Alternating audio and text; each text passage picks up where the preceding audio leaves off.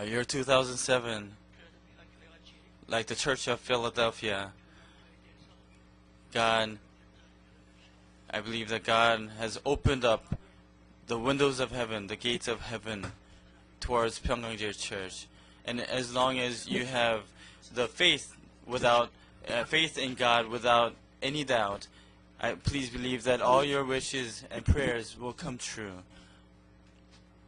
Now we have come to the third week already in this new year.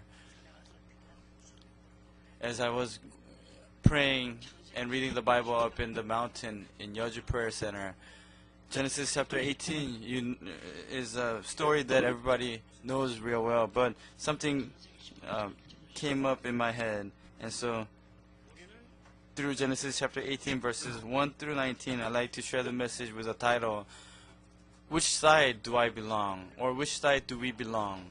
In other words, am I on Abraham's side? Do I belong to Abraham's side, which is a rough wilderness, even in the eyes of the people, it was a wilderness, a barren land. However, on the other side, which is the side of Lot, his nephew, the Bible tells us Sodom and Gomorrah. Sodom was like the land, it was a land that was like the Garden of Eden, as the Bible tells us. And so, which side do we belong? But may we be on the side that God has promised. Through our barren eyes, it may seem barren and like a desert, but it's a land of God's promise. And so Abraham was on the side of God's blessings and promise. But Genesis chapter 13 verse 16, the land of Sodom was very nice, like the Garden of Eden, until its destruction. And 1 John chapter 5 verses 15 through 17,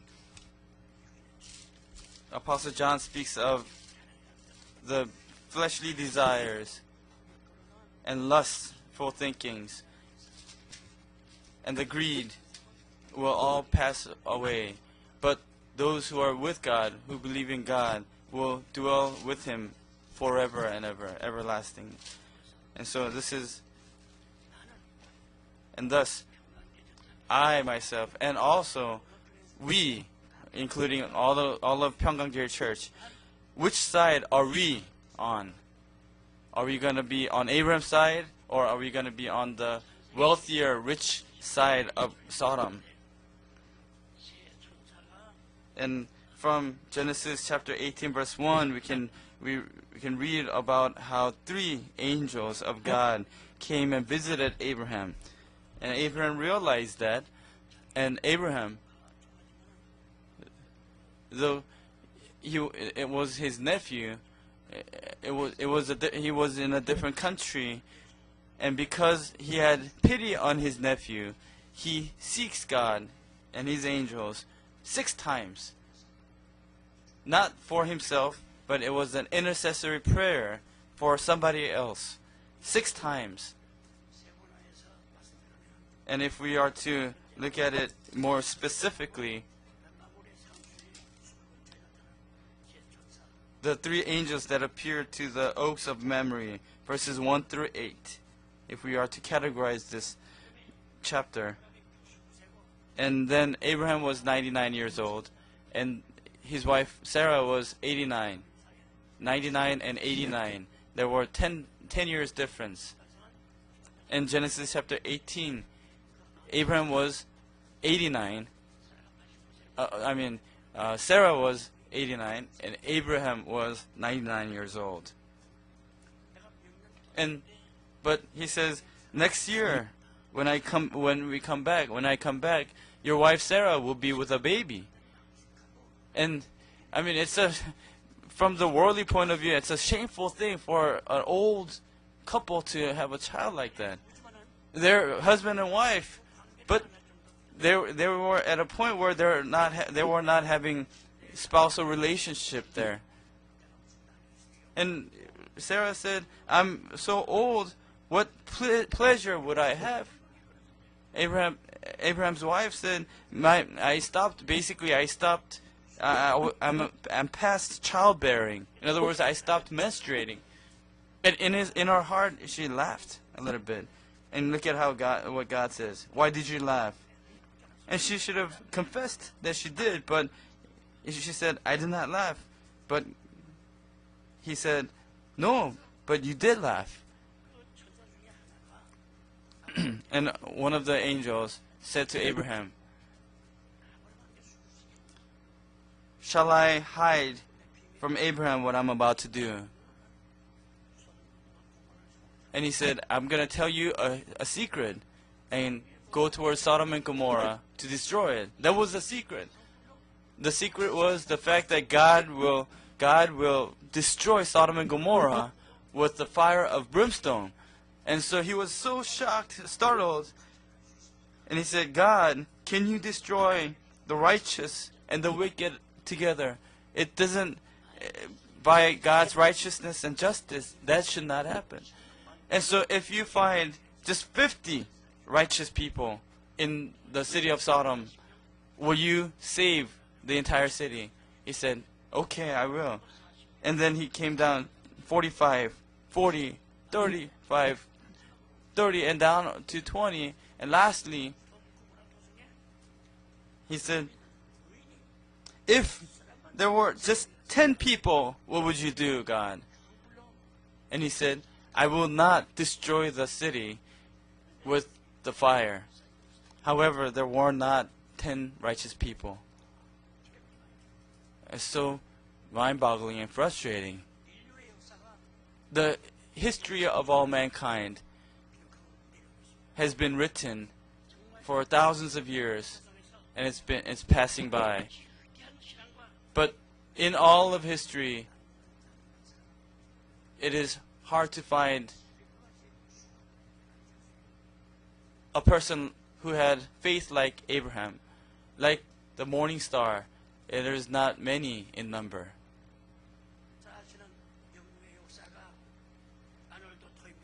Arnold Toynbee, the historian that you know very well from England, said, history, a lot of history is written, but the history of mankind is only 1 to 3% of all the history.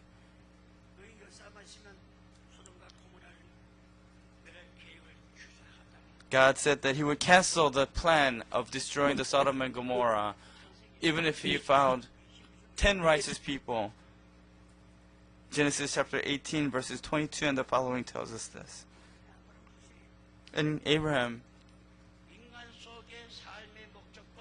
clearly understood the purpose of man's life and lived with the clear value of faith and life. However, look at Lot, his nephew, who lived in the same house. He did not have any thankful heart.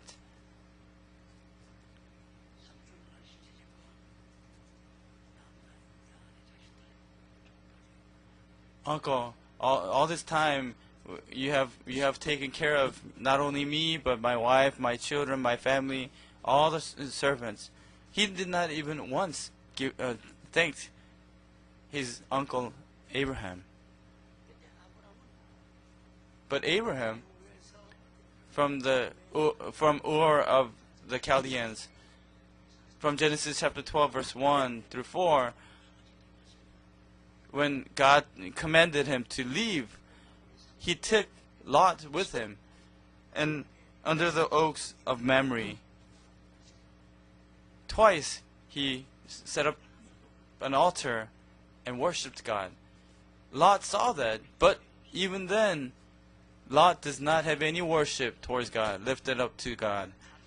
And when there is no worship, how can there be thanksgiving, praise? How can there be a sacrifice when there is no worship? He spent without holding back for himself and his family members. But in giving to God, he was very grudging. he held back. And as I was praying in Yeoju, I read the Bible tens of times. And that's what I came to understand, realize. Why did God come to the Oaks of Memory? Now, where you worship, all of you, we may not remember where we worship all the time, but God remembers where you worship. Oak of Memory was a place where Abraham bowed himself down and worshipped God. If he forgets, he would not be God. The times we lay down and rose up, the Psalm 139 tells us he knows the number of times when we rose up. He knows the number of footsteps we took. You may say you're very intelligent and a genius, but do you remember how many times you went to the bathroom ever since you were born? How many times you opened your mouth to speak? We don't know that. But Genesis chapter 18 verse 1, God did not by coincidence pass by Abraham, but Abraham worshipped there 3 times. And so, according to the Bible, Psalm 25 verse 14,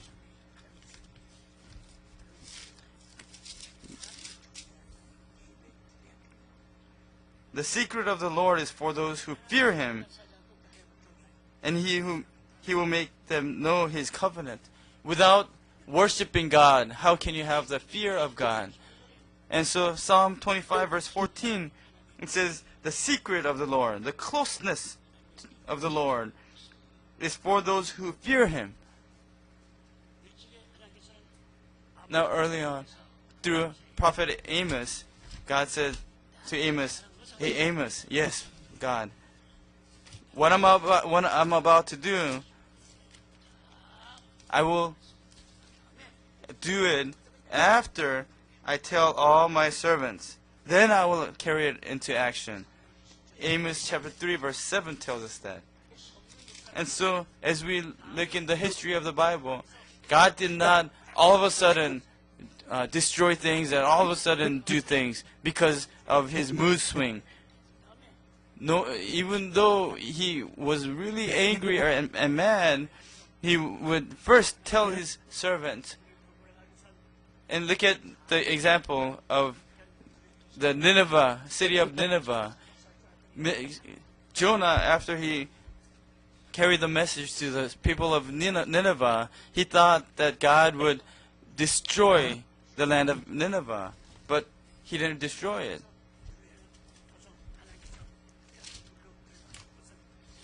And Jonah was waiting in a bungalow, waiting for the city to be destroyed, but it didn't get destroyed. And God sent a worm to eat up. And Jonah complained with his words, with his lips. And it says, God said to Jonah, do you have good reason to be angry about the plant? He was waiting under the plant, but he was waiting under the plant, under the shadow of the plant. But God sent the worm to eat up all the plant, and the plant had withered. And He was saving. And God said, why do you try to save that plant to save yourself? But in Nineveh, there's more than 100,000 children and people. And you don't want to save those people from destruction. In Genesis chapter 12, verses 5 and 6, chapter 13, the last verse is verse 18. 3 times, Abraham worshipped there, built an altar, praised God, and lifted up his prayers to God. Do you think God would forget that place? When you build an altar of worship in your family, God will come to that place. At church, wherever you pray, God will come to that place and He will answer according to your prayers and your wishes. And as I speak to you through the Bible, based on the Bible, please listen carefully. Don't just neglect it, but in the name of Jesus, pray. And that place where you prayed, God will come to that place. That's the land that God remembers.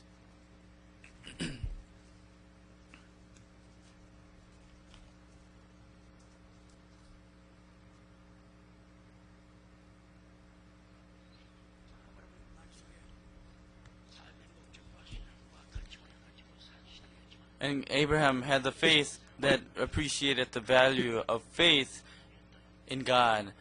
However, his nephew Lot, who lived in the same household, who grew up in the same place, according to Genesis chapter 13, verse 5, he was blinded by his greed and desires for riches and wealth. He chose the better land according to his eyes, and he said, "Uncle, I'm gonna go this way, and you go that way." However, God did not even appear to Lot. First, Lot's family did not have an education in faith. His children were not educated correctly. They were rude. They were not taught in the right mannerisms of faith. But Abraham, wherever he went, God appeared to him. And he didn't even ask. But God said, go up to this far. And he built an altar and worshipped God. Then God appeared to him again and directed him, instructed him again.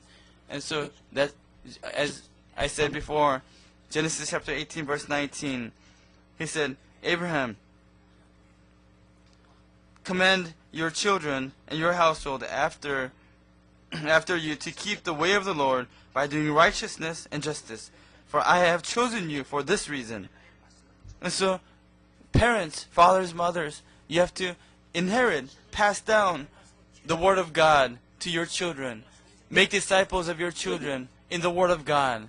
You have the duty, responsibility to teach your children in the Word and instill into their hearts the faith. And Abraham taught his children like that. And in the land of Philistines, there was no rain, a drought, no dew, no fog. And it was a great famine for the Philistines. For 3 years, just imagine there's no rain for 3 years in Korea. I mean, there would probably be a great chaos. However, Abraham's son Isaac feared God, believed in God, and prayed to God and lived a life of thanksgiving. And he sowed. And that year, 100 times. Genesis chapter 26 verse 19 and the following. Abraham's son Isaac received 100 times the harvest. 100 times. One sack of rice became 100 sacks of rice. I mean, as the Philistinians saw that, he didn't even say anything, but they feared Abraham's son Isaac's family. As soon as they dug, the well water started springing up. But those people, it didn't happen to them. And so by jealousy and envy, they filled Isaac's wells. But if they filled a well, he would dig another place and water would come out there. And so Isaiah chapter 43 tells us, may we live our lives with God as our center and our goal. And Isaiah 43 tells us the purpose of our lives, the reason why we live is to worship Him. And as Genesis chapter 1 says, God created the entire universe with His word, one word. And that word, John chapter 1 verse 1, in the beginning was the Word was with God, and the Word was God. And Jesus also, when he was battling against Satan and overcame it, gained victory. That is through the word. Turn this rock and stone into bread. You shall not live by bread alone, but by the word that proceeds from the mouth of the Lord. And Jesus destroyed and triumphed over Satan through the word. In our lives, we fight against Satan, but we cannot overcome and gain victory as we want, as our desires. Right about 20 minutes before I came up today to preach, there was somebody who really direly wanted to see me, and it's an elders who is in the Deborah choir, and she's a pharmacist, and she has a colon cancer, and I told her to hurry up and move to Ilsan Hospital, the cancer center. And I told her I'll pray for you, and so pray for her. Please go. She's not even 50 years old.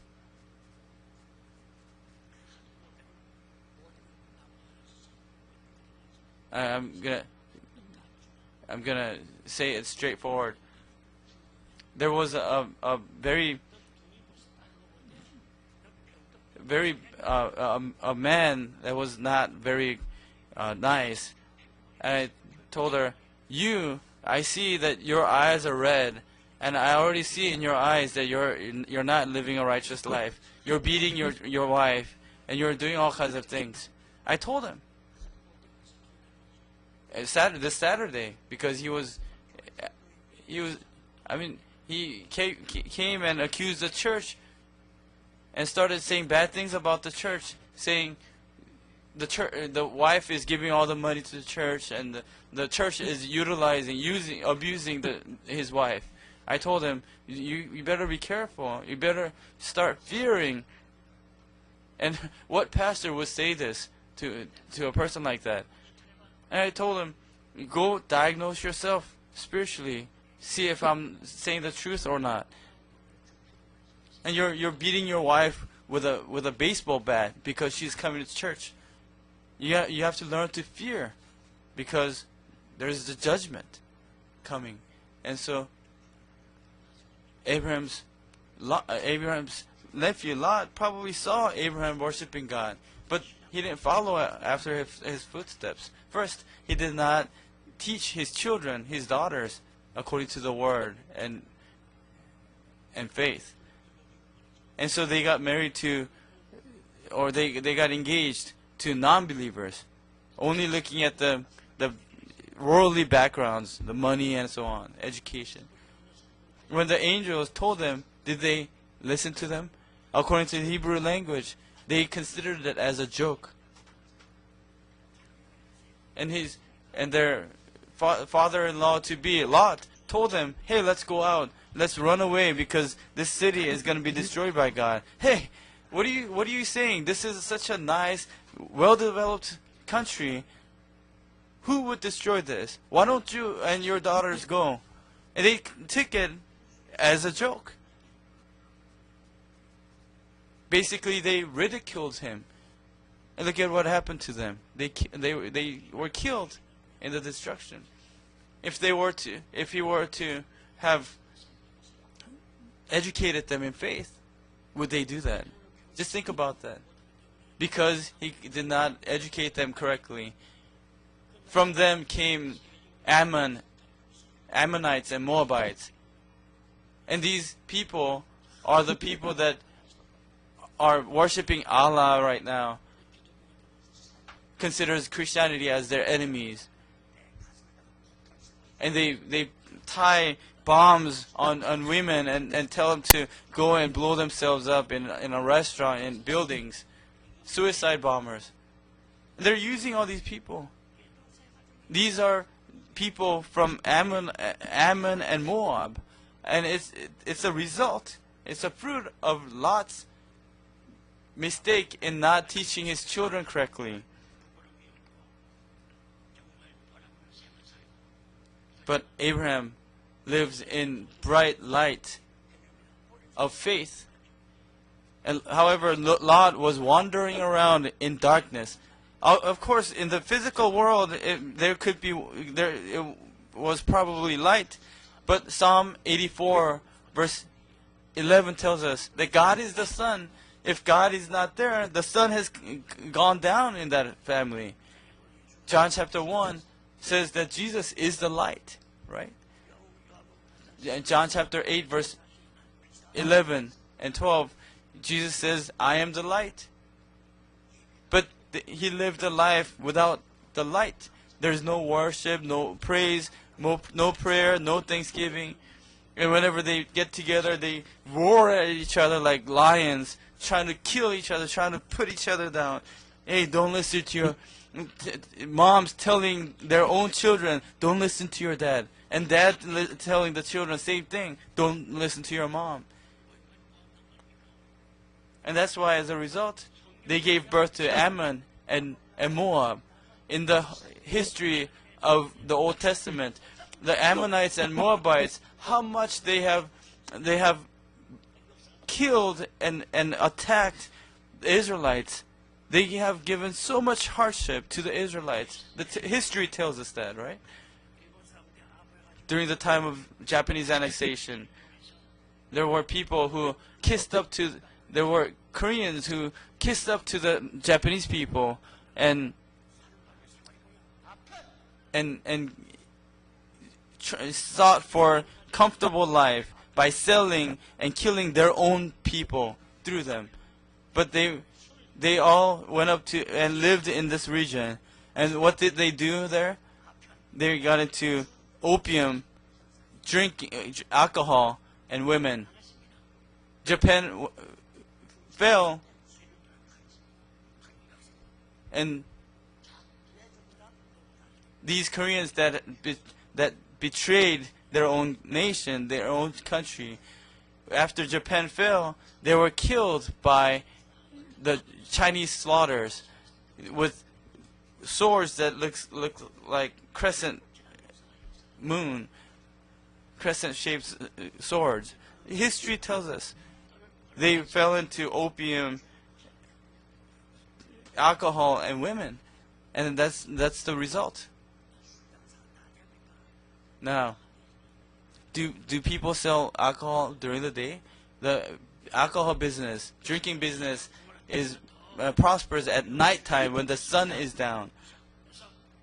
And right now, even more than Sodom and Gomorrah, even different corners of our cities, of our country, of this world, we see drinking places, gangsters. Everything is about eating and drinking, consuming.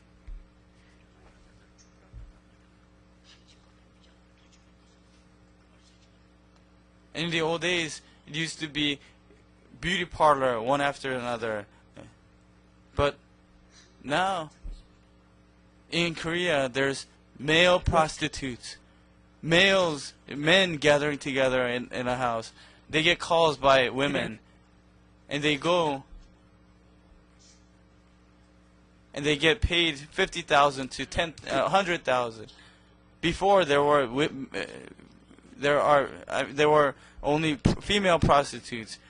Yongsan, Yeongdeungpo, Cheonggyecheon, Itaewon, where Miari, Texas Village. How do I know? I read it in the newspaper. I hear it through the radio. But through male and female prostitutes, this society is being stained, and everything is dark. Only those who truly believe in God are living in daylight. If not, everybody else is in darkness. Even if we believe in God, even if we walk through the dark path, dark valley, we are still in daylight, because God, the sun, is above us. However, if we don't have God, even during the day, we're in nighttime. If day symbolizes the time that leads us to life. Night symbolizes the time that leads us to death. And Abraham's life was directed towards life, but Lot's life was directed towards death. And so thus Abraham and Lot were different in their hearts. In their hospitality, we can see a difference also. Look at Abraham's hospitality towards the angels. It was not just for outward mannerism. It was not just a facade. He didn't say, "Oh, I'm so busy, but these people, why did they come by? Let's just kind of treat them to some things and just kind of, I hope they hurry up and leave." He didn't say it. He didn't have that kind of heart. He gave all his heart. Even when other people come and visit us, we need to treat them like we would Jesus. And that's how we will receive blessing. In the physical world, we're spending money, we're losing money and losing time. But spiritually, we're receiving money, and it is a time of receiving blessings throughout the family, for our children also. And so Abraham had that kind of heart. Look at Abraham.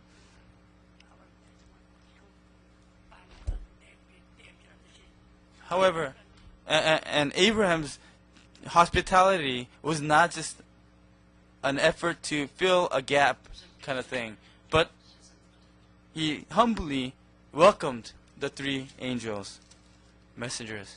He ran out there and bowed down before them. "Lord, please rest and come into this servant's house." And he even prepared water for them to wash their feet. Lot didn't do that. Lot did not do that. And look at the menu of the meal that Abraham gave. He told Sarah to make bread cakes. Did Lot do this? Did Lot say tell his wife or his daughters to prepare bread cakes? He said, "Hurry up and make bread cakes." And he told the servants to hurry up and get cheese and milk. And he even caught and butchered a calf. And this dish is the royal cuisine during that time. And he prepared that. But Lot prepared unleavened bread, 2 or 3 of them. That's all he gave them. There is a difference in how they treated the angels. In other words, Abraham gave all his heart and treated them like he would treat God. In the New Testament, it says that he was treating angels, but he treated God. It's talking about Abraham. But Lot did not do that. He was just trying to keep his reputation. I mean, unleavened bread, hard to chew. Just 2 or 3 of them on the table. Now, was Lot a poor man? No. But Abraham, as I said before, he chose the barren land. But Lot chose a very fertile land. Just Genesis chapter 13, verse 10 tells us it was a land flowing with oil and water and milk. But looking at how he treated the angels, there was a great difference from how Abraham treated them. And that's why these angels did not say anything to Lot. But to Abraham, the angel said, "Shall I hide from Abraham what I'm about to do?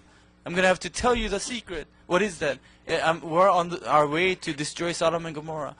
Abraham was startled, shocked, because he remembered his Lot, who lived there in Sodom.